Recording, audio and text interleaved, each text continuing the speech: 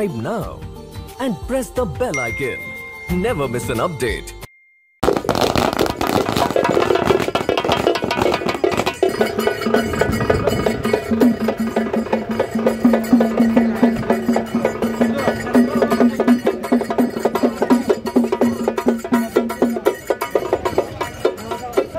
चला साहब तुम आगे बढ़ो।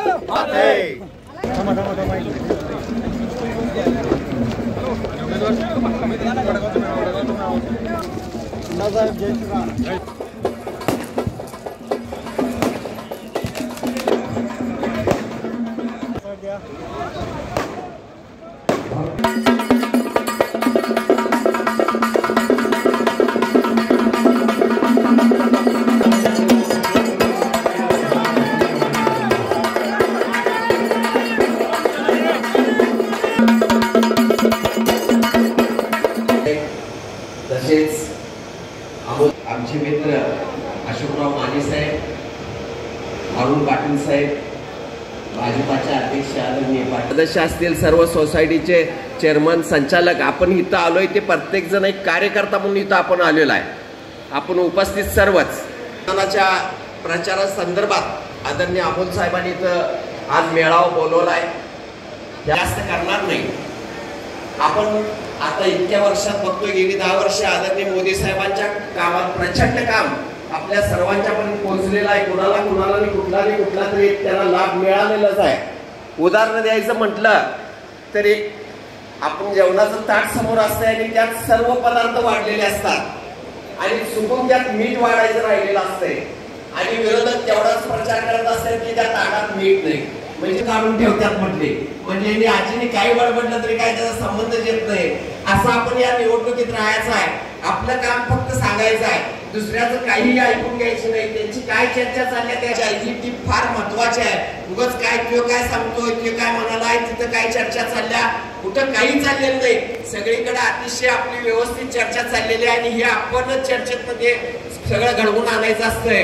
आणि आज जे मोदी साहेबांचं जे काम आहे, आपले जे उमेदवार आहेत धैर्यशील माने साहेब, यांनी सुद्धा गेली 5 वर्षात अत्यंत चांगल्या पद्धतीनं, मी तर कधी त्यांच्या पेला फोन केलोय आणि त्यांनी कुठलं काम नाही म्हटलंय, परत त्यांचे उदाहरणादामासनी फोन आलेले आहेत. धैर्यशील दादांनी सुद्धा प्रत्येक वेळा आमचा फोन घेतलेला आहे. अतिशय चांगल्या पद्धतीनं काम धैर्यशील दादांनी या 5 वर्षात केलेलं आहे आणि त्याचीच पोचपावती म्हणून आपल्या महाराष्ट्राचे मुख्यमंत्री आदरणीय शिंदे साहेब असतील, फडणवीस साहेब असतील किंवा अजित पवार साहेब असतील, त्यांना पुन्हा आपल्या इथं उमेदवारी दिलेली आहे.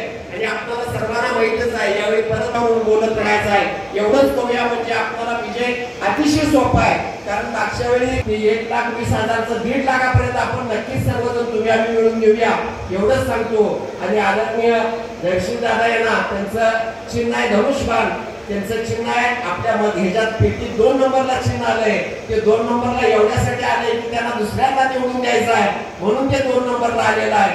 आपण प्रचंड मताने विजय करूया, एवढंच सांगतो. थांबतो. जय हिंद, जय महाराष्ट्र. जयघोष छत्रपती शिवरायांचा असा आहे, ज्यावेळी आपण जयघोष करतो तसा 440चा व्होल्टेजचा करंट बसतो नाही, तसा अंगामध्ये नसामध्ये जोश निर्माण करणारा हा छत्रपती शिवाजी महाराज की भवानी. धनुष्यबाण आपल्याला लागणार आहे, एवढं सांगतो. जय हिंद, जय महाराष्ट्र. या मतदारसंघामध्ये कलुषित वातावरण निर्माण करण्याचा प्रयत्न केला, परंतु करतो आणि सर्वांना मी मनपूर्वक धन्यवाद देतो. एवढ्या काळात आपण सर्वांना निरोप दिला आणि एवढ्या मोठ्या तुम्ही आला, त्याबद्दल तुम्हाला सर्वांना मनपूर्वक धन्यवाद सांगतो. जय जय महाराष्ट्र. मार्गदर्शन करतील.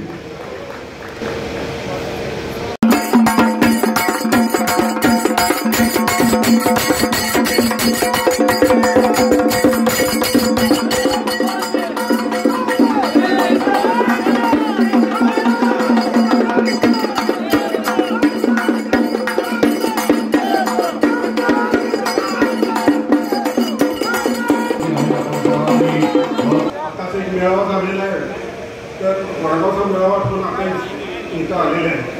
तर त्यांचं आपल्या सर्वांच्या वतीनं मी हार्दिक स्वागत करतो आणि भाषण संपवतो. जय हिंद, जय महाराष्ट्र.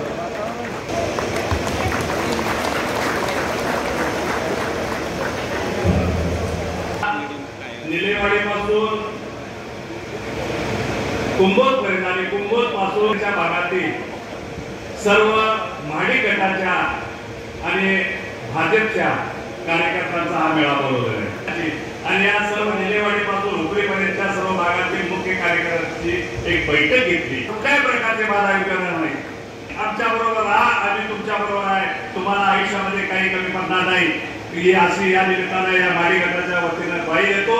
मित्र मी येतो आणि एक सांगायचं राहून गेलं. मित्र साहेबांनी सांगितलंय की धैर्यशील माने म्हणजे महादेवराव माडिक आणि महादेवराव माडिक म्हणजे नरेंद्र मोदी. मित्र सर्वांनी नरेंद्र मोदींना तिसऱ्या वेळेला पंतप्रधान करण्यासाठी तुम्ही आणि सर्वांनी धैर्यशील दादांच्या धनुष्यबाण या चिन्हावर बटन दाबून त्याला बहुमतानं निवडून द्यायचं आहे अशी आपण प्रतिज्ञा करूया. तुम्हाला सर्वांना धन्यवाद देतो, दादालाही धन्यवाद देतो आणि मी थांबतो. जय हिंद, जय महाराष्ट्र.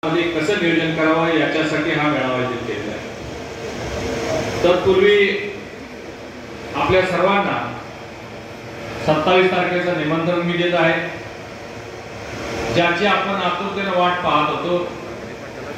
ज्यांनी या देशाला विकसित भारत बनवण्याचा संकल्प केलेला आहे आणि तो संकल्प पूर्ण करण्यासाठी अहोरात्र काम करतायत, त्या आपल्या देशाचे लाडके प्रधानमंत्री मोदी 27 तारखेला कोल्हापूर या ठिकाणी तपोवन मैदानावर संपन्न होणार आहे.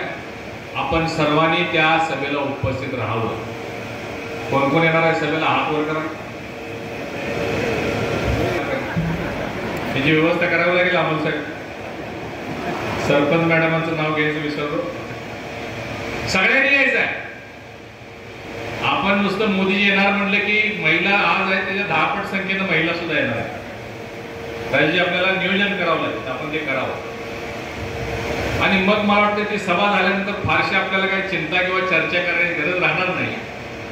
ज्याचा उल्लेख बापूंनी केला, हे दोन्ही खासदार गेल्या वेळेसपेक्षा अधिकच्या मताधिकाने निवडून येतील याच्याबद्दल माझ्या मनामध्ये काही शंका नाही. म्हणून आता निवडणूक तसं वातावरण तापत चाललेलं आहे आणि तुम्ही पाहिलं असेल की आपल्या समोर या निवडणुकीमध्ये 2 पर्याय आहेत. एकीकडे आहे की आपले मोदीजी, फडणवीस साहेब, एकनाथ शिंदे साहेब, अजितदादा आणि आपल्या महायुतीमध्ये असणारे सर्व घटक, रासपा आहे, मनसे आहे, आरपीआय आहे, हे सगळे एकीकडे आहेत. आणि दुसरीकडे काँग्रेस, त्याचे नेते राहुल गांधी, उद्धवजी, पवार साहेब वगैरे. तर आपल्याला या निवडणुकीमध्ये खूप विचारपूर्वक मतदान करायचं आहे, निवडणुकीला सामोरं जायचं आहे, गांभीर्यानं सामोरं जायचं आहे. तेव्हा आपण काय कधी मतदान करायला जाताना डोळे बंद करून मतदान करत नाही का? करता कोण तुम्ही? डोळे बंद करून मतदान करतो का? आपण डोळे उघडे ठेवून विचारपूर्वक आपण बटन दाबत असतो. कोणतर सांगते म्हणून आपण ऐकत नसतो. आमच्या तय्यब कुरेशीने जे मनोगत व्यक्त केलं ते खरं म्हणजे लाख मोलाचं आहे. कारण आपल्यामध्ये संभ्रम पसरवण्याचं काम ती मंडळी करतायत, त्याचा उल्लेख त्यांनी केलेला आहे. आणि मतदान करत असताना विचारपूर्वक आपण मतदान करावं हे आवाहन मी आपल्याला करतो. कारण आपल्या सगळ्यांना विकास प्रिय आहे. आपल्याला कोण काय म्हणतंय काय याच्याशी घेणं देणं नाही. आणि हे करण्यासाठी ही निवडणूक खूप महत्वाची आहे.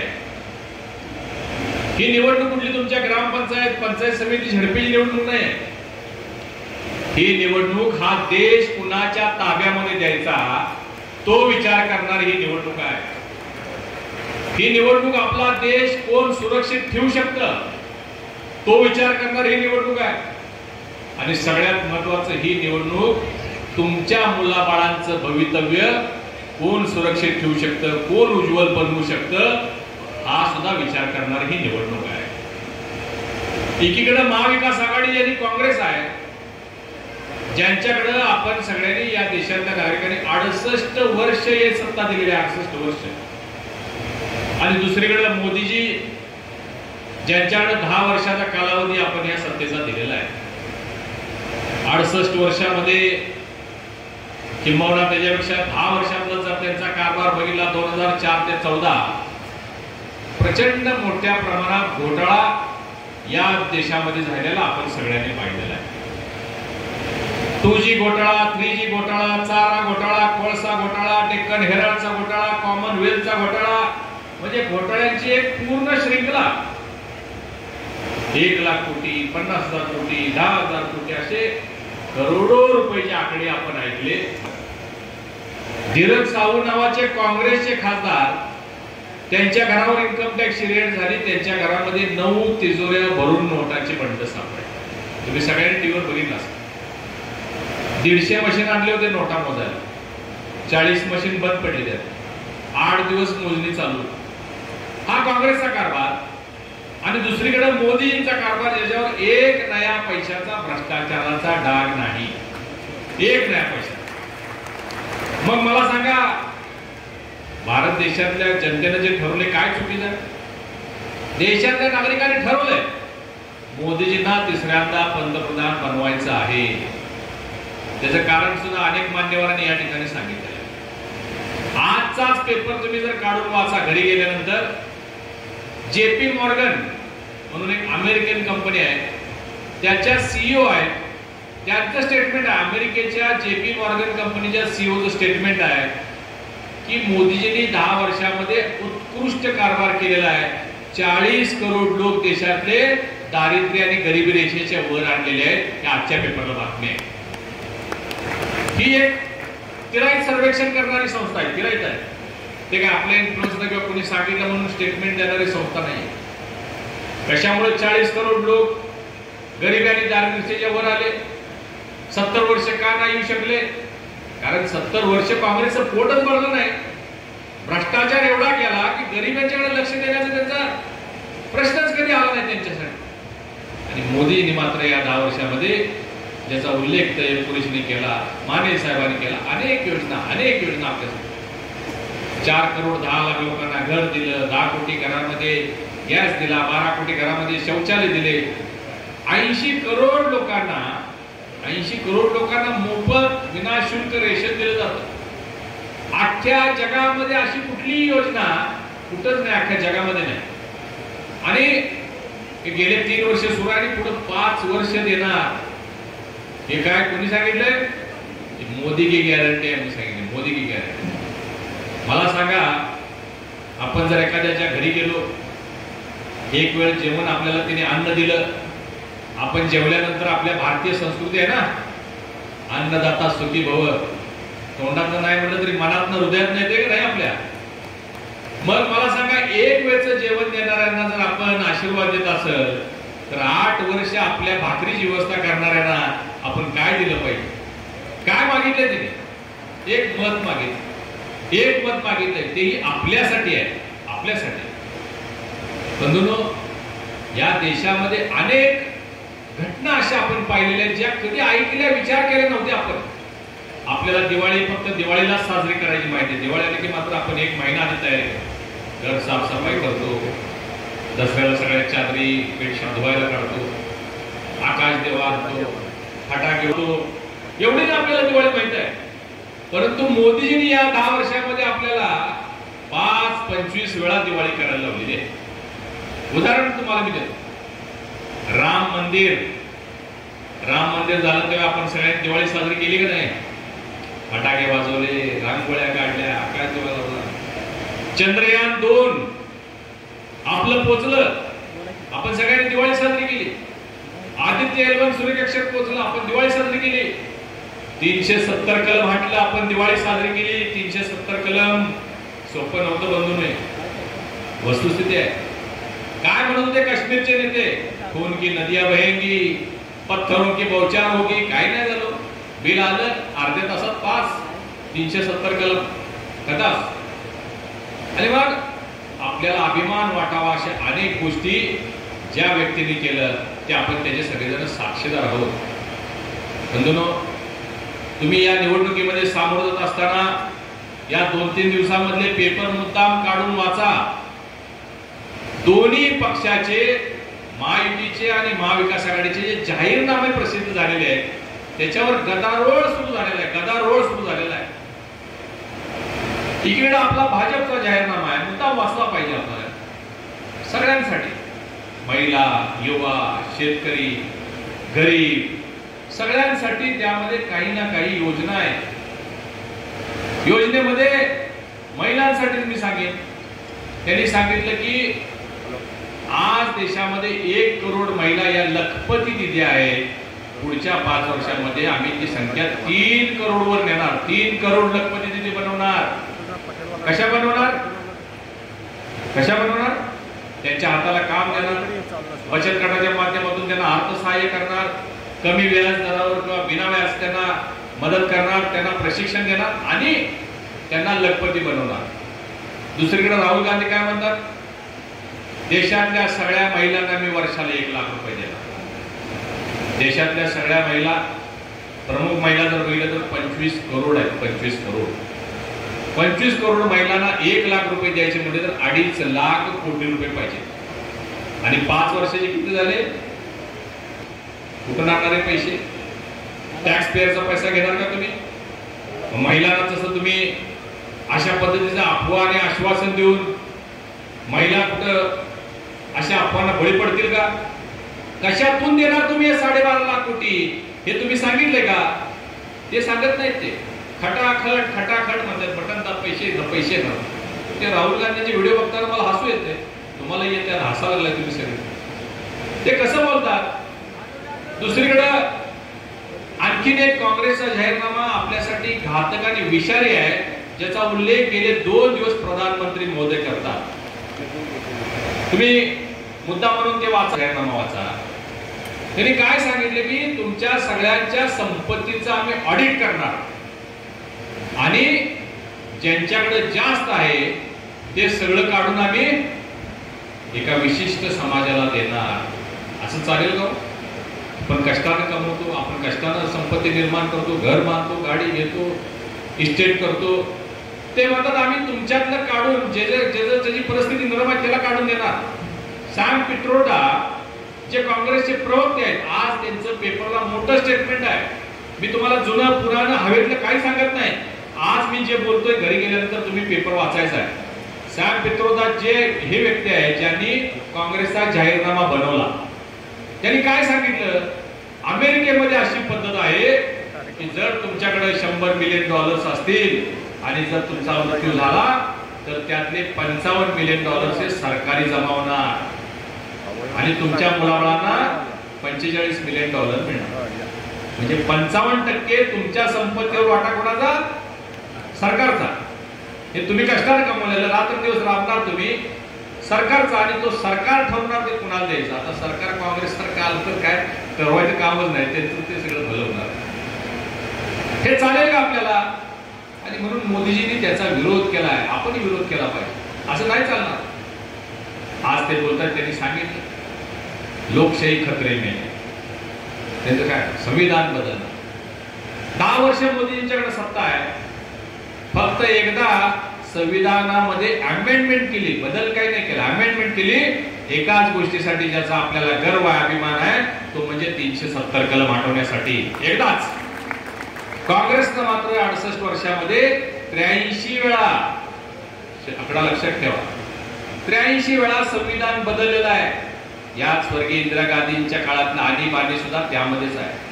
आणीबाणीमध्ये माहिती आहे ना तुम्हाला, रस्त्यावर तुम्हाला फिरता येत नव्हतं, सरळ जेलमध्ये घालतो, नसबंदी करायची, तुमची संपत्ती ताब्यात घ्यायची. प्रचंड अन्याय अत्याचार झाला म्हणून ती सत्ता पर्यंत झाला तेव्हा.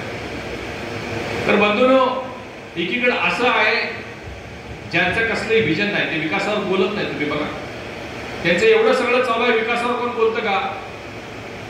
बेरोजगारी आहे म्हणून सांगितलं आणि आमच्यातले काही तरुण युवक भुलतायत त्याला. बेरोजगारीचा मी तुम्हाला आलेख सांगतो. 2014 पूर्वी आपल्या देशामध्ये जे कर्मचारी आहेत, जे कामगार आहेत, जे पीएफ भरतात, ती संख्या होती 11 कोटी. 11 कोटी लोक प्रॉव्हिडंट फंड भरत होते.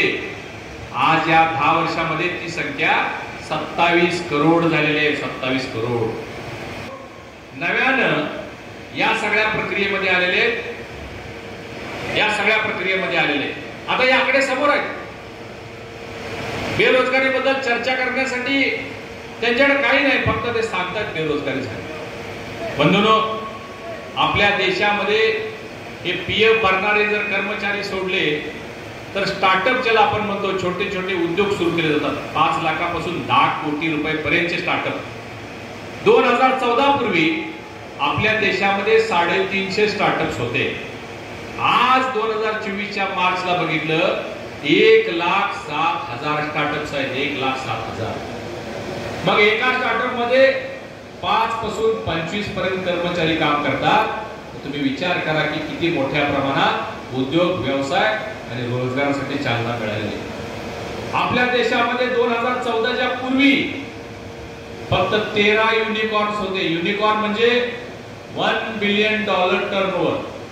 $1 बिलियन टर्नओव्हर असणारे 13 युनिकॉर्न्स भारतामध्ये होते. आज 100+ युनिकॉर्न्स भारतामध्ये, 100+. ज्यांच्यासाठी या देशामध्ये ज्या ज्या सुविधा व्यवस्था कराव्या लागतात त्या सगळ्या आपल्या सरकारने केल्यामुळं एवढ्या मोठ्या प्रमाणात उद्योग वाढलेले आहेत. आज इम्पोर्ट एक्सपोर्ट 2014 पूर्वी आपल्यातून बाहेर जाणारा जो माल होता, एक्सपोर्ट होता, मग ते शेतमाल असू दे, अन्य कुठले एक्सपोर्ट असू दे, तुमचे फाउंड्रीचे असू दे, मशिनरी असू दे, $146 बिलियन एवढा आपला एक्सपोर्ट होता. आज 2024 साली तो $750 बिलियन झालेला आहे. म्हणजे देश प्रगतीकडे चाललेला आहे. आणि म्हणून या सगळ्यामुळं आज भारताची अर्थव्यवस्था जगात 5व्या क्रमांकावर आहे. काँग्रेस म्हणतात यांच्यापासून आपल्याला देश वाचवायचा आहे. कशापासून देश वाचवायचा आहे? कशापासून देश वाचवायचा आहे? या 5व्या क्रमांकावर आलेल्या अर्थव्यवस्थेपासून वाचवायचं आहे. तुम्हाला खाली जायचं आहे. आज जगामध्ये एवढा मोठा बोलबाला मोदींचा आहे. तुम्ही बघा, संबंध जग मोदींचं कौतुक करतो. अमेरिकेचे राष्ट्राध्यक्ष जो बायडेन म्हणतात मोदीजी इज द बॉस. फ्रान्सचे राष्ट्राध्यक्ष म्हणतायत मोदी इज द हिरो. एक देशाचे पंतप्रधान म्हणतायत मोदी इज द रॉकस्टार. एका देशाचे पंतप्रधान आपल्या मोदींच्या येऊन पाया पडले, नतमस्तक झाले. बघितलं तुम्ही सगळ्यांनी टीव्हीला. असं कधी पाहिलं होतं का आपण? असं चित्र आपण कधीही पाहिलं नाही. का ते नतमस्तक झाले? गिनी पपुआ नावाचा एक छोटासा देश आहे ज्याची लोकसंख्या 5.5 कोटी आहे. कोविडच्या काळामध्ये त्या देशाला कुणीही जगातल्या वॅक्सिन दिलं नाही. मोदीजींनी 5.5 कोटी लोकांना मोफत वॅक्सिन दिलं. त्यामुळे त्यांचा देश वाचला, त्यातले नागरिक जगले. म्हणून आदरापोटी ते पंतप्रधान मोदींच्या पुढे नतमस्तक झाले. किती अभिमान वाटतो आपल्याला, किती गर्व आहे आपल्याला. अशा पद्धतीने आपल्या भारताची वाटचाल चालू आहे. आणि म्हणून एकीकडे असे लोक आहेत ज्यांनी फक्त आपल्याला गरिबी हटावचा नारा दिलेला. आजपर्यंत गरीब, अजून सुद्धा 3 दिवसापूर्वी राहुल गांधींची पत्रकार परिषद झाली. काय म्हणले ते? एक झटके में गरीबी हटाऊंगा. कसं? एक झटके में गरीबी हटाऊंगा. अरे 68 वर्ष सत्ता तुमच्याकडे होती. पंडित नेहरू जे होते ते म्हणायचे गरिबी हटाएंगे. स्वर्गीय इंदिरा गांधी जी आल्या त्या म्हणायचे गरिबी हटाएंगे. मनमोहन सिंग असतील, राजीवजी गांधी असतील, पी.व्ही. नरसिंहरावजी असतील, आता राहुल गांधी पण तेच म्हणतात गरिबी हटाएंगे. तुम्ही नुसतं म्हणत राहिला. मोदींनी लोक त्यांना आर्थिक स्थैर्य देण्याचं काम केलेलं. आणि मग अशा पद्धतीनं ज्यांना विजन नाही, ज्यांना विकासाबद्दल बोलता येत नाही, त्यांना मत कशासाठी द्यायचं हे आपल्याला लोकांना जाऊन सांगावं लागेल. देशभरामध्ये बघा, रोड्स होत आहेत, ब्रिजेस होत आहेत, डॅम्स होत आहेत, एअरपोर्ट होत आहेत. आपलं कोल्हापूर एअरपोर्ट मुद्दा म्हणून जाऊन बघून या संध्याकाळचा एक वेळ. आंतरराष्ट्रीय दर्जाचं एअरपोर्ट 274 करोड रुपये. हा सातारा कागलचा रस्ता चालू आहे 3,500 कोटी रुपये. संकेश्वर बांधा रस्त्याचं काम चालू आहे 2,200 करोड रुपये. कोल्हापूर रत्नागिरीचं काम चालू आहे 1,300 करोड रुपये. बास्केट ब्रिज 170 मध्ये 100 इलेक्ट्रिक बसेस दिलेत 68 करोड रुपये. काय काय द्यायचं कोल्हापूर? भरभरून दिलेलं आपल्याला कोल्हापूरला त्याने. आणि म्हणून आपण सुद्धा त्यांना भरभरून मत टाकणं हे क्रमप्राप्त आहे. म्हणून मी आपल्या सर्वांना विनंती करतो की कुठल्याही अफवांना, भूलतापांना बळी पडू नका. कारण समोर लोक जे आहेत त्यांना कसली दूरदृष्टी नाही आहे, कसलंही विजन नाही आहे. त्यांच्या काळामध्ये देश सुरक्षित नव्हता. आज आपला देश सुरक्षित आहे, सक्षम आहे. तुम्ही बघा 2014 पूर्वी आपल्या सैनिकांची हेळसांड होत होती. आपल्या सैनिकांचं शिर तोडून तिकडे घेऊन जात होते आणि आपली चेष्टा करत होते मंडळी. आज घास आहे का त्यांचा? धाडस आहे का आज? तुमच्या लक्षात असेल मध्यंतरी ज्यावेळी पुलवामाचा हल्ला झाला, उरी आणि बालाकोटचा संघर्ष चालू होता, त्यावेळी आपले फायटर जेट, मिग विमान पाकिस्तानच्या हाती जाऊन पडलं. विंग कमांडर अभिनंदन पाकिस्तानच्या सैनिकांच्या ताब्यामध्ये सापडले. आपण व्हिडिओ बघितले, 5-25 सैनिक लाता बुक्क्या मारत होते आपल्या विंग कमांडर अभिनंदन. कपडे फाडले होते त्याचे. पूर्वी तसं होत नव्हतं. आपण आता बघितलं, आपल्या देशाचे परराष्ट्र मंत्र्यांनी पत्रकार परिषद घेतली आणि जाहीरपणानं पाकिस्तानला सांगितलं उद्या संध्याकाळी 4 वाजेपर्यंत जर विंग कमांडर अभिनंदन भारतात सुखरूप आले नाही तर उद्या संध्याकाळी पाकिस्तान नावाचा देश जगाच्या नकाशावर दिसणार नाही, अशा पद्धतीने सांगणारे आपले परराष्ट्र मंत्री. वाजत गाजत अभिनंदन आपल्या देशामध्ये आले. आपल्याला अभिमान वाटला. देश सुरक्षित आहे हे आपण पाहतोय. आपल्या मुलाबाळांचं भवितव्य सुरक्षित आहे. पूर्वीच्या काळामध्ये आपली मुलं अमेरिकेला शिकायला जायची, युरोपला शिकायला जायची, तिकडच सेटल व्हायची, तिकडच लग्न करायची. आज अमेरिकेतले लोक आपल्याकडे भारतामध्ये यायला लागले, भारतीय भारतामध्ये परत यायला लागले, कारण भारताची अर्थव्यवस्था वाढलेली आहे, भारताची उंची वाढलेली आहे. आणि म्हणून अशा उंची वाढवणाऱ्या नेत्याच्या पाठीशी ज्यांनी आपल्याला एक दूरदृष्टी दिलेली आहे, ज्यांनी आपल्याला विकसित भारतचं स्वप्न दाखवलेलं आहे, अशा व्यक्तीच्या पाठीशी उभं राहणं आपलं क्रमप्राप्त आहे.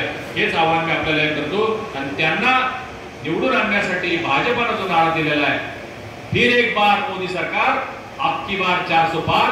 या 400 पार मध्ये आपल्या हातकणंगले लोकसभा मतदारसंघाचे खासदार धैर्यशील माने सुद्धा मोदींच्या ठिकाणी हात वर करण्यासाठी आपण सगळ्यांनी पाठवूया, एवढीच विनंती करतो आणि थांबतो. धन्यवाद. जय हिंद, जय महाराष्ट्र, जय श्रीराम. धन्यवाद महाडिक साहेब. खासदार साहेबांना आणखी एका मेळाव्याला जायचं असल्यामुळे ते आपली आता रजा घेत आहेत. यानंतर मी विनंती करतो राजाराम कारखाने साहेब, माजी अध्यक्ष आणि संचालक. हा कशासाठी निवडला जातो या गोष्टीची आपल्या सर्वांना चांगली मेळावा आहे. त्या मेळाव्यामध्ये प्रत्येकाने सांगितलं, मुन्ना साहेबांनी नुकतंच आपल्याला सांगितलेलं आहे की आपण ही निवडणूक कशा संदर्भात आहे. पहिला हे स्पष्ट करून घ्या की ही देशाची निवडणूक आहे. मुळात आपण प्रश्न जेव्हा एखाद्या खासदाराला विचारतो तेव्हा तुमचा फंड आमच्या गावात किती लागला याच्यापेक्षा देशाची अर्थव्यवस्था किती उंचावली हा योग्य प्रश्न आहे असं मला वाटतं. देशामध्ये किती चांगल्या पद्धतीने कायदे आणले, नॅशनल हायवेज किती झाले, हे योग्य प्रश्न आहेत एखाद्या खासदाराला विचारण्यासाठी. आणि हा आपल्याला कळाला तर इथून पुढच्या काळामध्ये जेव्हा आपण प्रचार करायला खाली उतरू तेव्हा आपल्याला समोरच्या व्यक्तीला हा समजून सांगता येणार आहे. ही निवडणूक आहे देशाची. फरक स्पष्ट आहे. आपल्याला तिसऱ्यांदा मोदीजींना पंतप्रधान बनवायचं आहे. पंतप्रधान याच्यासाठी बनवायचं आहे कारण देशाच्या सर्वोच्च पदावरती विराजमान होण्याचा त्यांचा अधिकार आहे. आणि त्यांनी 10 वर्ष कुठल्याही प्रकारची सुट्टी न घेता बिना थकता ते आपल्याला सिद्ध करून दाखवलेलं आहे.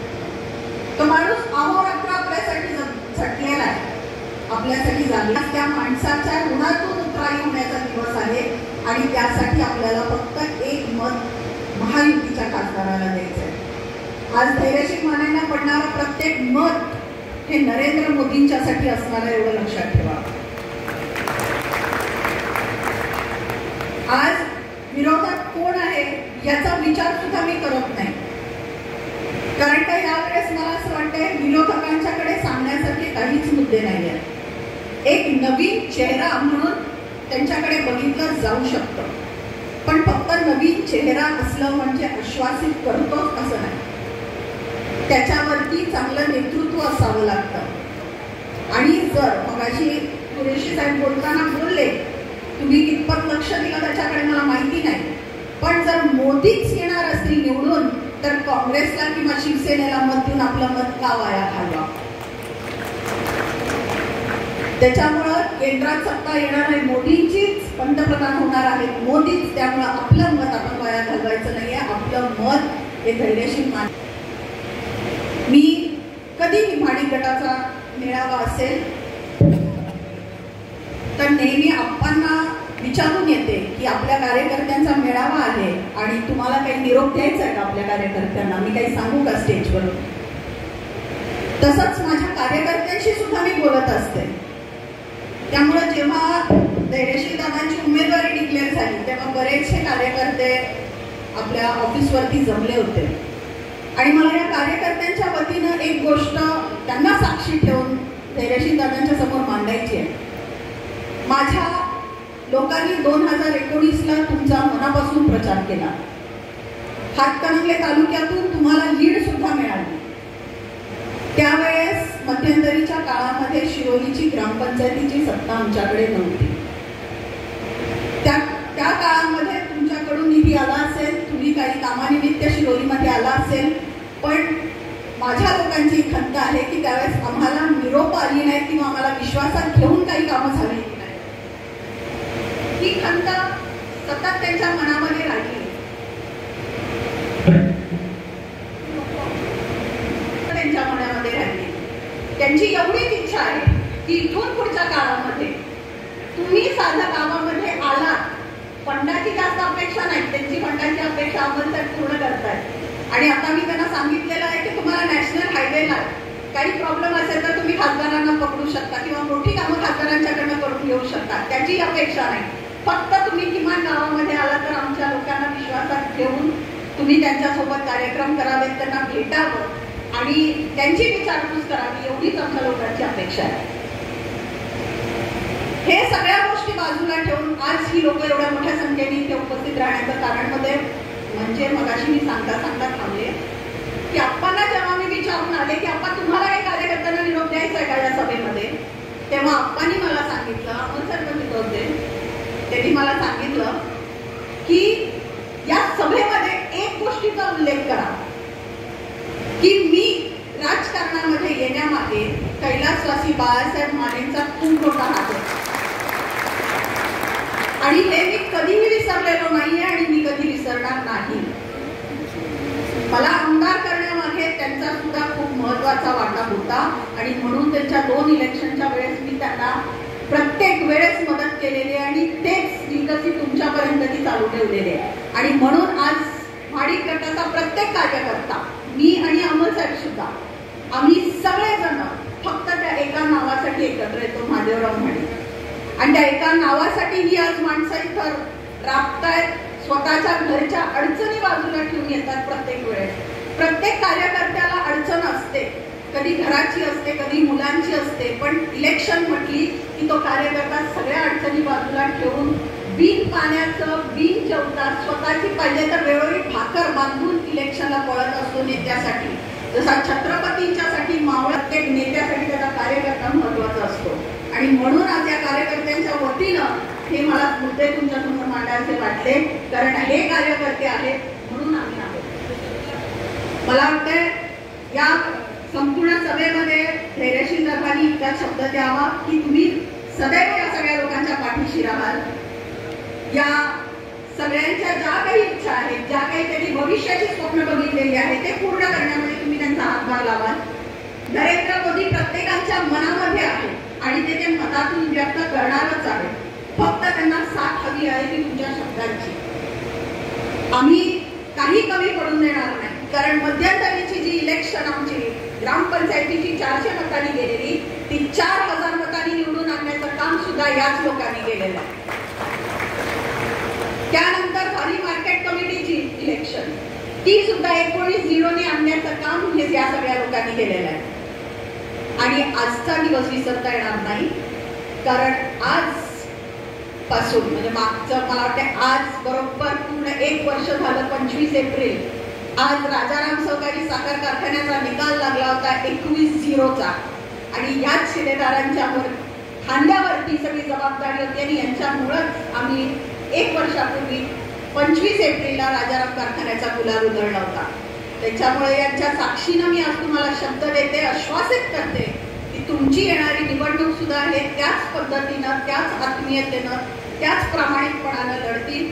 कारण हा माझ्या मतदारसंघाचा, हा माझ्या तालुक्याचा गुणधर्म आहे प्रामाणिकता. आणि तो प्रामाणिकता यांच्याकडे भरभरून आहे. त्या प्रामाणिकतेने ते इलेक्शन लढतील असं मी या व्यासपीठावरून तुम्हाला आश्वासित करते. माझ्यानंतर धैर्यशील दादा बोलणार आहेत. जेवणाची वेळ झालेली आहे, सगळ्यांची पावलं तिकडे जाणवी वेळामध्ये उपस्थित झाला त्याबद्दल मनापासून मी आपल्या सर्वांचे धन्यवाद व्यक्त करते. जय हिंद, जय भारत, जय श्रीराम.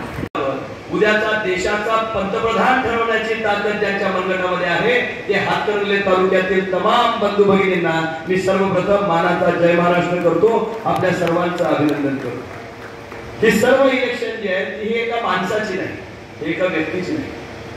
ही इलेक्शन देशाची दिशा कोण ठरवतं? देशाची दिशा ठरवणारा म्हणजे स्टिअरिंग बॉडी ज्याला आपण म्हणू। गाडी आहे पण गाडीला जर स्टिअरिंग असेल तर ती स्टिअरिंग कुठल्या बाजूला वळतंय त्या बाजूला त्या दिशेला गाडी वळत असती। तसं देशाचं स्टिअरिंग कुणाच्या हातामध्ये द्यायचं जेणेकरून भविष्यामध्ये या देशाची गती वाढेल, देशाला प्रगतीच्या दिशेने घेऊन जायचं झालं, या देशाला आर्थिकदृष्ट्या सक्षम करायचं झालं, गोरगरीब जनतेच्या आशा अपेक्षा आणि आकांक्षा पूर्ण करायच्या झाल्या तर कोणत्या दृष्टीने काम केलं पाहिजे याचं नेतृत्व ठरवणारी ही इलेक्शन आहे। आणि मला मुद्दामून सांगितलं पाहिजे की उद्याच्या काळामध्ये मागच्या 10 वर्षामध्ये केलेलं नरेंद्रजी मोदी साहेबांनी काम, एका बाजूला 70 वर्षाचा इतिहास आणि एका बाजूला नरेंद्र दामोदर दास मोदींनी केलेलं काम हे साक्ष देतंय येणाऱ्या भविष्याची, ज्यात प्रगल्भ भारताचं, प्रगतिशील भारताचं आणि विकसित भारताचं स्वप्न एका तरुण माणसाच्या निमित्तानं या ठिकाणी पुढे आलं। पण त्या तरुणाची अपेक्षा जर कोण पूर्ण करत असेल तर ते भारताचे पंतप्रधान नरेंद्रजी मोदी करतात, हे आपल्याला अभिमानानं सांगितलं पाहिजे। ही शक्ती तुमच्या निमित्तानं त्यांच्या पाठीशी उभी राहणार आहे। राष्ट्राच्या प्रवाहामध्ये या यज्ञामध्ये आपण या ठिकाणी स्वतःची एक आहुती देतो, पण या यज्ञाचा धूर लांब लांब पर्यंत जातो, 7 समुद्रापार जातो, जग आपल्याकडे पाहतं।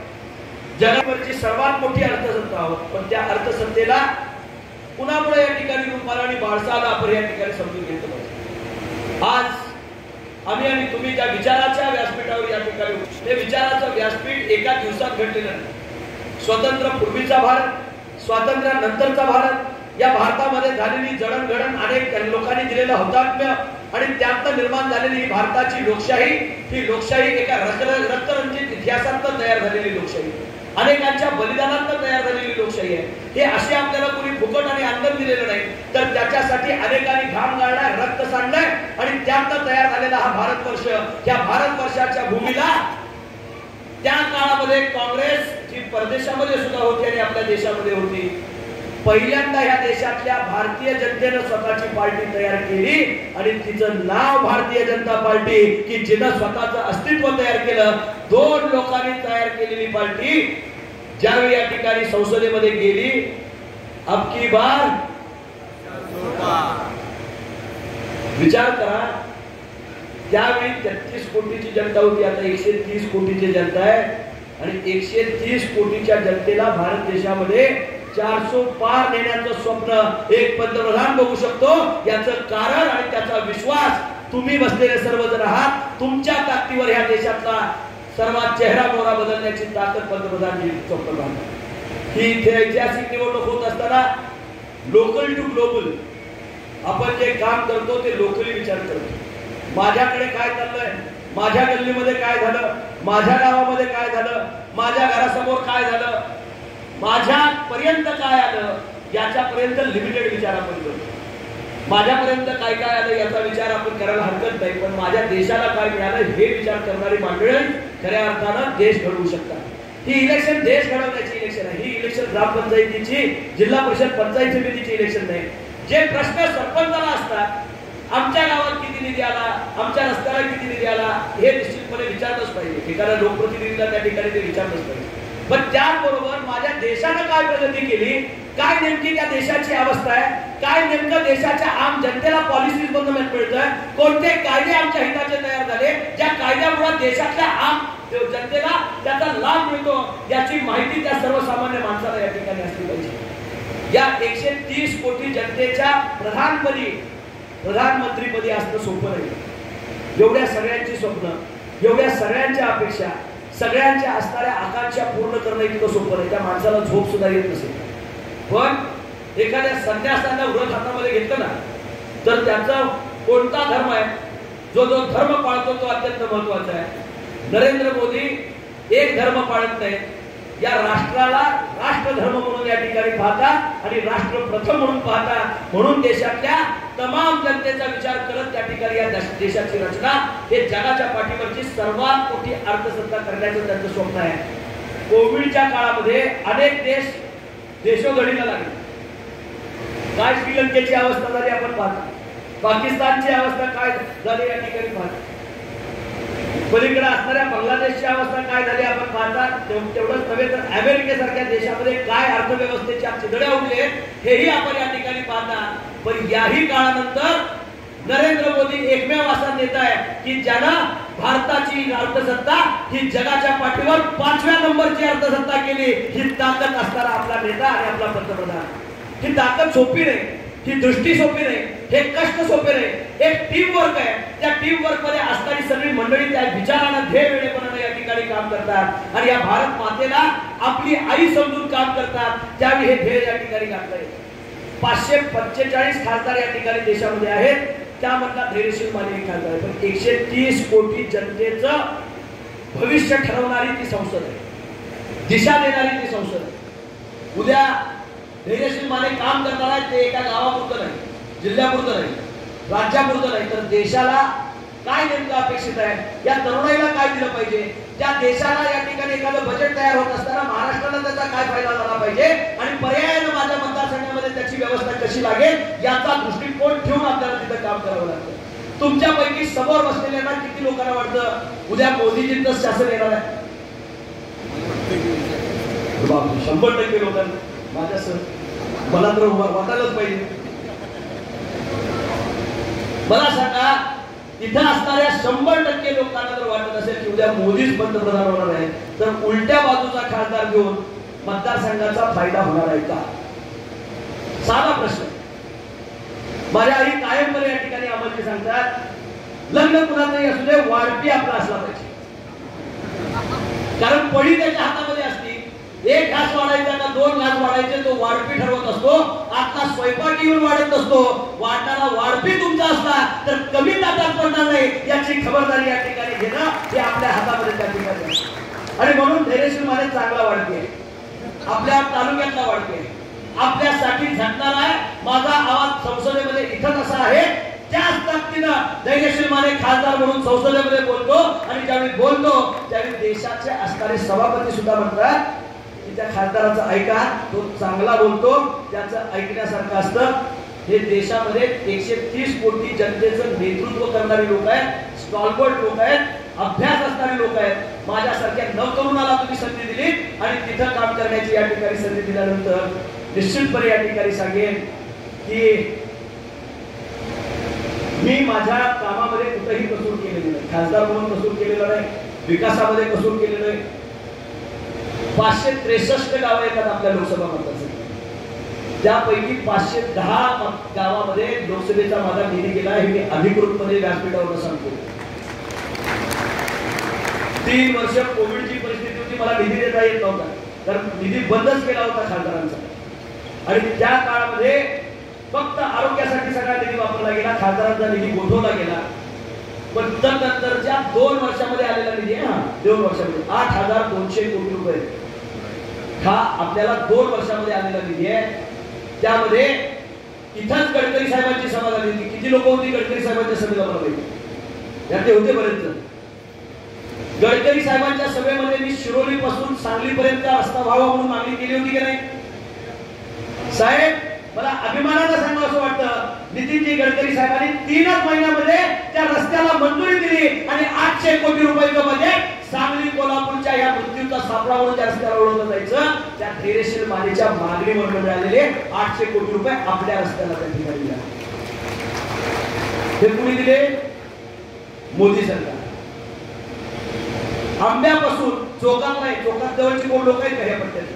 हेरल्यावर जातोय रस्ता, आला की नाही रस्ता? हो, अचानक झालेलं नाही. धैर्यशील माने खासदार झाल्यानंतर त्याला बजेट लागलंय आणि आंब्यापासून चोकापर्यंतच्या येणाऱ्या रस्त्याला 4,200 कोटी रुपयाचं बजेट लागलंय. किती? 4,200 कोटी रुपये. हे आपोआप भावेल पैसे येतात, त्यासाठी कोणतरी कष्ट घेतं. सांगली पासून पेठ नाक्यापर्यंत, पेठला सम्राट बाबांचा उभे आहे, तिथून सांगली पासून पेठ नाक्याचं काम सुरू झालेलं आहे. मी नुसतं बजेट मंजूर झालेलं म्हणत नाही, काम सुरू झालंय आणि तिथं नॅशनल हायवेचं काम चालू आहे. 800 कोटी रुपये त्या रस्त्याला लागले. खासदाराचं काम काय? नॅशनल हायवे आणणं. खासदाराचं काम काय? रेल्वे आपल्या मतदारसंघामध्ये आणणं.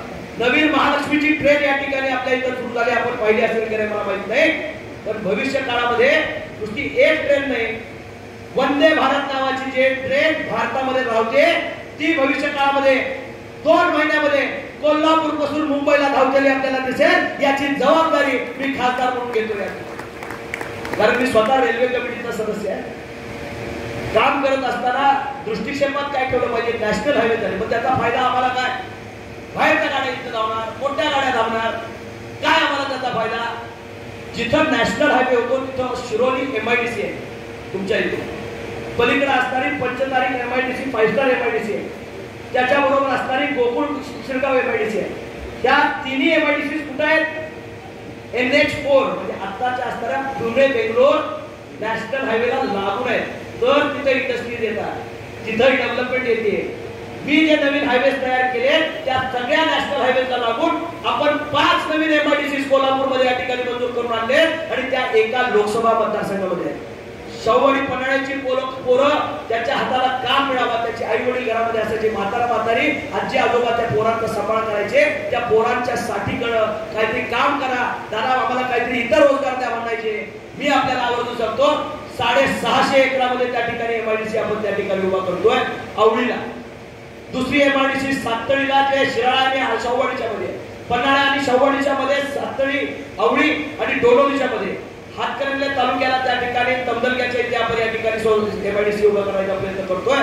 ट्रायपोर्ट गॅस व्यासपीठावर नवीन मोदी साहेबांच्या सन्मान्य गडकरी साहेबांना मानलं होतं, तिथं या ठिकाणी प्रयत्न करतोय. आणि आकिवाटला एक MIDC मंजूर करून घेतले आणि आष्ट्याला एक MIDC मंजूर करून घेतले. मी मनापासून भाऊंचं सुद्धा या ठिकाणी मनसे स्वागत करतो. ज्या MIDC झाल्या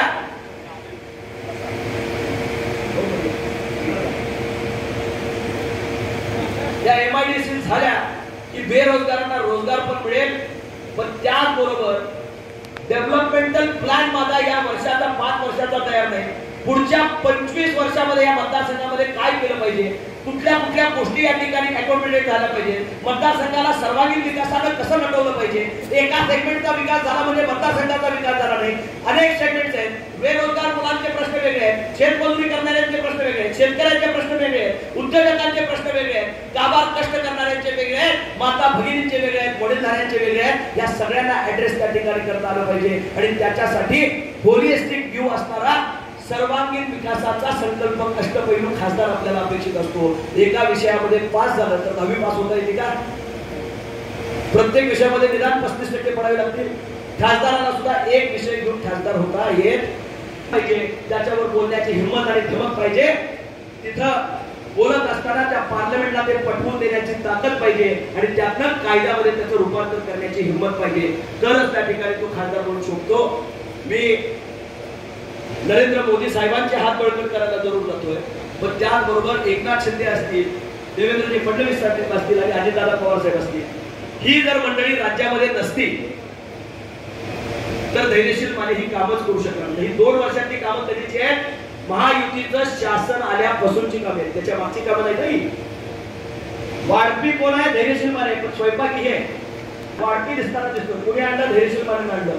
पण धैर्यशील माने एकटा आणू शकत नाही.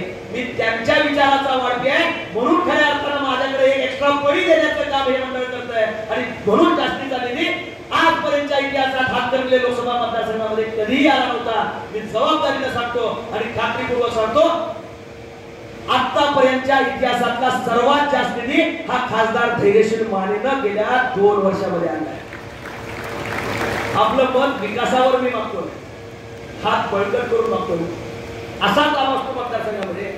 काय खासदार आमच्याकडे रोज यायचा असं जर मला समजा, मी रोज तुमच्या गावाकडे येतोय, तुम्हाला भेटतोय, वर्षभर भेटतोय, तुमचा चहा पितोय, तुमचा कांदे पोहे खातोय, कधीतरी मटणाचं जेवण सुद्धा तुम्ही केलं तर तुमच्याकडे जेवायला येतोय. पण 5 वर्षामध्ये जर तुमच्या गावामध्ये एकही काम झालं नाही तर तुम्ही काय म्हणणार? 5 वर्ष नुसतं येतंय जातंय खातंय पितंय, आमचंच खातंय, आमच्या गावाला 1 रुपयाचं काम दिलं नाही. कदाचित खासदार तुम्हाला कमी दिसला असेल, पण खासदाराचं काम प्रत्येक मतदारसंघातल्या गावागावामध्ये दिसेल. तुम्हाला खासदार हुडकायचा असेल तर त्या कामामध्ये बघा धैर्यशील माने तुम्हाला नक्की दिसेल. एवढंच या कार्यक्रमाच्या निमित्तानं सांगतो. जी कामं केली ती या नेत्यांच्या मदतीनं, महायुतीच्या मदतीनं केली.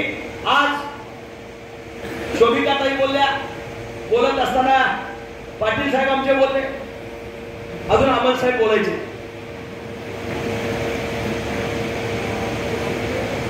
नाही बोलणारी कोणला आमचे, तुम्ही काम करणार माणूस, ते डिपार्टमेंट तुम्ही शोभिकाजींच्याकडे देऊन टाका. तुम्ही कमी बोलणारे आहात आणि जर कमी बोलणारी माणसं जास्त काम करतात असं असेल तर त्यात अमल माडकांचं नाव घ्यावं लागेल. कारण अमल माडिक हे कामामध्ये गुंतणारा माणूस. मी जिल्हा परिषद सदस्य असताना आम्ही दोघंही जिल्हा परिषद सदस्य होतो. एकाच बॅच मध्ये एकदा पोरगा आपल्या बरोबर असेल शिकत आणि अचानकपणे बॅच सोडून गेला आणि मोर्चाच्या टप्प्यावर गेलो. तसं अमल माडिक मला अचानक सोडून गेल्याने आमदार झाले.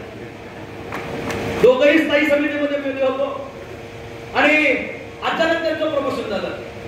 मी पण म्हटलं आपले अच्छे दिन आएंगे, तेच सांगलो आपले अच्छे दिन आएंगे आपण म्हणत होतो. तोपर्यंत शोभिकाजी आल्या. अर्ध्या टर्मला अमलजी, दुसऱ्या टर्मला शोभिकाजी. 50-50 मॅच मध्ये आम्ही तिघही एकाच सभागृहामध्ये त्या ठिकाणी काम करायचो. मला आनंदाने सांगावं असं वाटेल, कामासाठी वाहून घेतलेलं महाडिक कुटुंब आहे आणि ही दोन्ही जोडी दिवस रात्र त्याच्यासाठी या ठिकाणी राबत असते.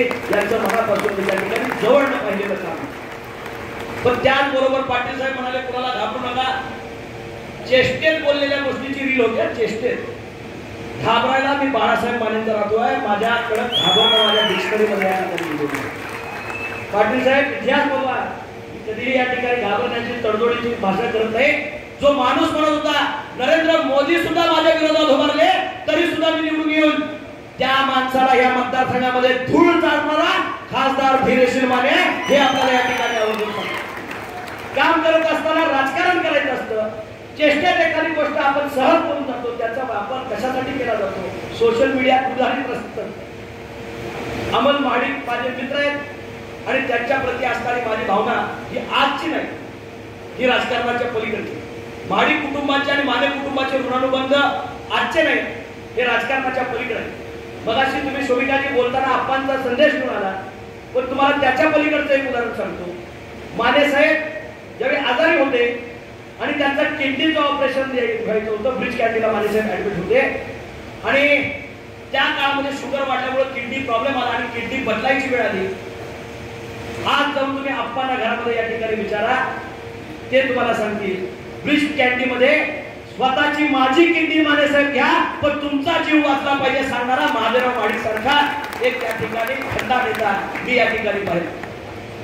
हे मी भाषणात बोलत नाही असं की वस्तुस्थिती त्यावेळी या ठिकाणी आप्पांचा आणि माने साहेबांचे जिव्हाळ्याचे ऋणानुबंध, अतिशय घनिष्ठ संबंध आणि पुत्रव्रत प्रेम माने साहेबांचं त्या ठिकाणी माडिक कुटुंबियांच्यावर आणि आप्पांच्यावर त्या ठिकाणी होतं. माझी आणि अमलजींची आणि शोभिकाजींची मैत्री अतिशय तितकीच प्रांजळ आणि खऱ्या अर्थानं घट्ट आहे. राजकारणामध्ये कोण बनेगा करोडपती जसं असतं तसं कोण बनेगा खासदार ही काही वेळा स्पर्धा चालती.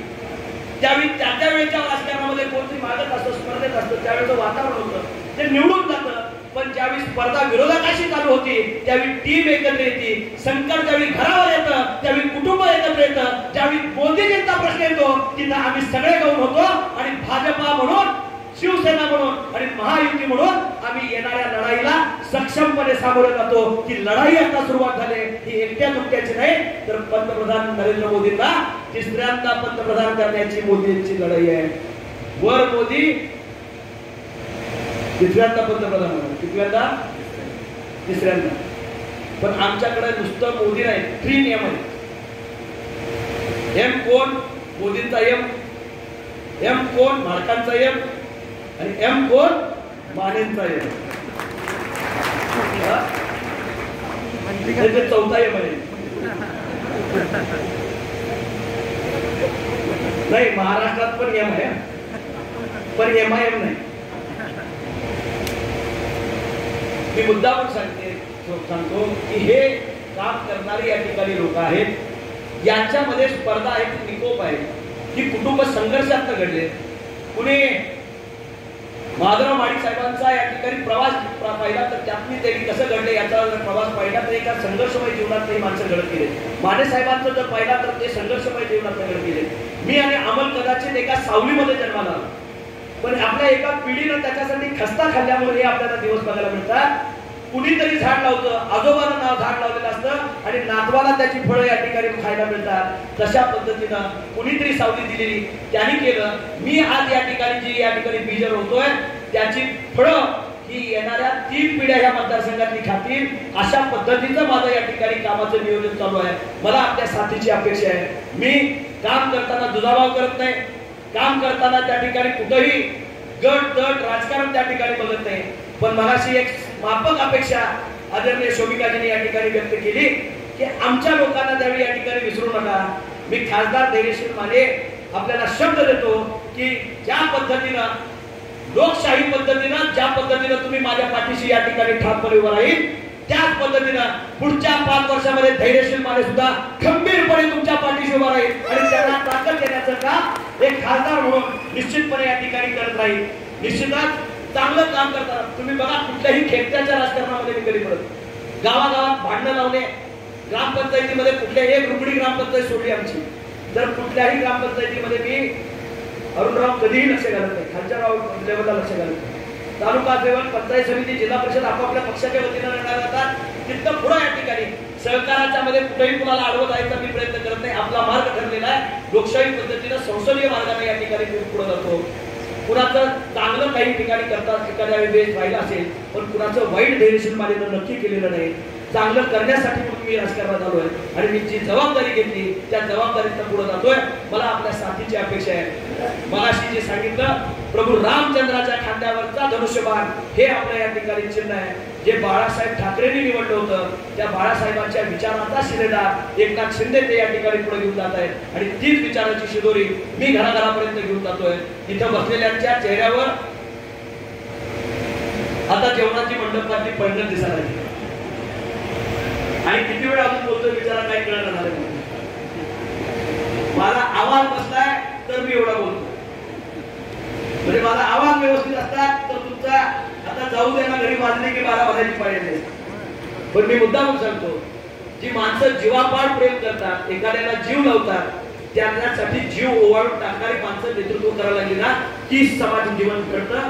धैर्यशील माने तुम्ही लावलेल्या एका प्रेमाच्या मताचा ओवाळणी कामाच्या रूपाने प्रत्येक गावागावामध्ये देईल एवढं या निमित्तानं सांगून धनुष्यबाण आणि धनुष्यबाण आपण मी एका सगळीकडे पोहोचू शकत नाही. तुम्हीच माझे शिलेदार होऊन घराघरापर्यंत हा धनुष्यबाणाचा भगवा झेंडा आणि धनुष्यबाण गावागावापर्यंत घेऊन जावा. त्या दिलेल्या मताची ओवाळणी कामाच्या रूपाने देण्याचं आश्वासन मी या निमित्ताने या ठिकाणी देतो. आणि माडिक कुटुंबियांनी आजचा जे कार्यक्रम या ठिकाणी घेतलाय, आता खरी इलेक्शन सुरू झाली, अजूनपर्यंत बाबा रंग भरला नव्हता हातकणंगले करून. आता माडिक परिवार जमिनीवर उतरलाय, कामाच्या रूपाने सगळ्यांना या ठिकाणी बोलवलंय. यामध्ये जे आपल्या विचारावर प्रेम करणारे आहेत अमलजी या ठिकाणी मी आपल्याला सांगू इच्छितो, यामध्ये बरीचशीच लोक तुमचा आणि आमच्या गटाची काय फार वेगळी नाही, एकमेकाच्या मध्ये मिक्स असणारे चेहरे आहेत. पारंपार बाळासाहेब मानेच्या पासून एकमेकाशी नातं आणि नाळ जोडलेले चेहरे इथं समोर आहेत. निश्चितपणे ही एका इलेक्शनची नाळ नाही तर अनेक पिढ्यांची नाळ आहे जी गावागावाची जोडली गेली आहे. या जगन्नाथाच्या रथाला माझा खांदा दिलाय, पण हा जगन्नाथाचा रथ अयोध्येकडे या ठिकाणी जाऊन आता संसदेकडे निघालाय. त्या संसदेच्या रथाला चाकं तुम्ही सर्वजण आहात, खांदा माझा आहे. त्या खांद्याच्यावर भगवा धनुष्यबाण आहे आणि प्रभू रामचंद्राच्या खांद्यावरचा धनुष्यबाण आपण परत एकदा संसदेमध्ये लिहूया एवढी कळकळीची विनंती आपल्या सर्वांच्या चरणी करून पुढे जाण्याची परवानगी घेतो. जय हिंद, जय महाराष्ट्र. वडील आणि मुलगा असं नातं आहे आणि माधवराव माडकांची राजकारणाची सुरुवात ही बाळासाहेब मानेंपासून झाली आहे. हे आम्ही दोघं मुलं किंवा माडिक परिवार हा कधीच विसरलेला नाही आणि विसरणार नाही. त्याची उतराई आणि भारतीय जनता पार्टीने जी दिलेली भारत शिवसेनेला साथ या दोन्हीचा एकोपा हा करून आज या ठिकाणी आपल्याला ग्वाही देतो की आज सर्वसामान्य लोकांचं प्रेम आणि विश्वास हीच माडकांची ताकद आहे आणि संघटनेचं जे बीजेपीचं काम आहे हीच ताकद येणाऱ्या 7 तारखेला धनुष्यबाणावरती शिक्का मारून पुन्हा एकदा 400 पार मोदीजींना करण्यासाठी आणि पुन्हा एकदा तिसऱ्यांदा मोदींना पंतप्रधान करण्यासाठी आम्ही सगळेजण तुमच्या बरोबर धैर्यशील आहोत हे मला या ठिकाणी सांगायचं आहे. बरेच मान्यवर या ठिकाणी उपस्थित आहेत. या 63 गावातील विविध सहकार्यातील संस्थेतील सर्व मान्यवर व्यासपीठावर तुम्हाला प्रमुख बऱ्याच मंडळींना बोलू शकलो नाही, त्याबद्दल मी आपल्या सगळ्यांची दिलगिरी व्यक्त करतो. पण निश्चितपणे उद्यापासून आज आपण सगळे, आज माझ्या कारखान्याचा निकाल आणि आज धैर्यशीलांच्या प्रचाराचा सुरुवात आज आपल्या शिवलीतून होते ते मला या ठिकाणी सांगायचं. तुमचे जेवढे उपकार आहेत, जेवढे फेडता येईल ते या जन्मात तर काय मी आपल्या हातकणी तालुका असेल या कोल्हापूरचा करता येणार, फेडता येणार नाही. कारण जन्मभूमी माझी ही कोल्हापूर आहे, कर्मभूमी माझी कोल्हापूरची आहे. पण माडिक साहेबांची जन्मभूमी सांगली आहे, पण कर्मभूमी कोल्हापूर आहे. हे जी उतराई आम्ही माडिक परिवार या दोन्ही तालुक्याचे, दोन्ही जिल्ह्याची कधीही फेडू शकत नाही. जेवढं प्रेम आणि ताकद या लोकांनी दिले, जेवढं यांच्यासाठी करता येईल तेवढं धैर्यशील आम्ही करणार आहे. त्यासाठी साथ तुमची पाहिजे आहे. कारण माडिक साहेबांना घडवण्यासाठी माडिक साहेबांनी साथ दिली आणि येणाऱ्या काळामध्ये आपल्याला जे पुढे जायचं आहे ते आपल्याला मिळून जायचं आहे. आज व्यासपीठावरती जनस्वराज्याचे आहेत, मनसेचे आहेत, RPIचे आहेत, विविध सर्व पक्षाची मंडळी आहेत. पण इथं उपस्थित असलेली सगळी ही जनता आहे ती तुमच्या आमच्यावर प्रेम करणारी आहे. त्यामुळे आपण आज या ठिकाणी आला, या कार्यक्रमाची शोभा वाढवली. बराच वेळ झाला. निश्चितपणे धैर्यशीलला मत, ते माधवराव माडकांना मत, ते मोदींना मत आणि धनुष्यबाणाला मत, ते मोदींना मत, हे मला तुम्हाला या ठिकाणी सांगायचं आहे. आपण सगळे इथे उपस्थित राहायला जास्त वेळ घेत नाही. वेळेअभावी आपल्या सगळ्यांचं मनापासून पुन्हा एकदा आपण सगळे आलात, या कार्यक्रमाची शोभा वाढवली. निश्चितपणे आज हा संकल्प करून येणाऱ्या 7 तारखेला धैर्यशीलांना मदत करायची तर आहेच आहे, पण उद्यापासून मित्रपरिवार, घर आणि आपल्या सगळ्या लोकांना आपण साथ द्यावी ही इच्छा व्यक्त करतो. कारण दोन्ही जिल्ह्यातल्या या मोठ्या लढाया खासदार संजय मंडलिक सर आणि एका बाजूला धैर्यशील माने सर, या दोघांना निवडून येण्याची जबाबदारी ही खूप मोठ्या प्रमाणात भारतीय जनता पार्टीवर होते. त्या भारतीय जनता पार्टीचे सर्व ताकदीने कार्यकर्ते हे कामाला लागलेले आहेत आणि त्यांना साथ इतर पक्षांनी, मित्र पक्षांनी दिली आहे. ही साथ सुद्धा घेऊन आपण सगळ्यांनी पुढे जावं. ही लोकसभेची निवडणूक आपली निवडणूक समजून कामाला लागावं, त्याबद्दल आपण सगळे इथे उपस्थित राहिला. मनापासून माननीय माडिक साहेब, व्यासपीठाच्या सगळ्याच मंडळीच्या वतीनं मी आपले सगळ्यांचे पुन्हा एकदा आपण उपस्थित राहिल्याबद्दल मनापासून धन्यवाद मानतो आणि आपल्या सगळ्यांची रजा घेतो. जय हिंद, जय महाराष्ट्र.